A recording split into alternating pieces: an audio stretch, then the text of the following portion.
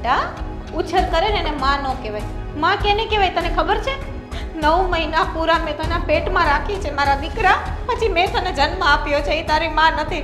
તું કેમ નથી સમજતી કે હું તારી માં છું? તો પણ તમે મને મૂકીને શું કામ વહી આવ્યા? બેટા હું તને મૂકીને નથી ગઈ.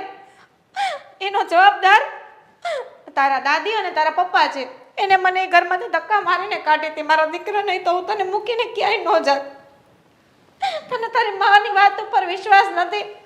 આંટી તમે કહો છો ને મારા દાદી પણ એવા નથી અને મારા પપ્પા પણ એવા નથી અને તમે મારી માં નથી. હું તમારી વાત ઉપર વિશ્વાસ નહીં કરું.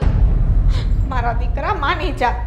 થોડાક દિવસ તને લાગશે દાદી પપ્પા મમ્મી બધું ભૂલાઈ જશે. થોડાક દિવસ અહીંયા રહીને તો જો તને બધું ભૂલાઈ જશે ને તારી આ માનો પ્રેમ પણ સારો લાગવા મળશે. મારા દીકરા માની જા. મારા મમ્મી પાસે જવું છે. બસ હવે બસ ક્યારની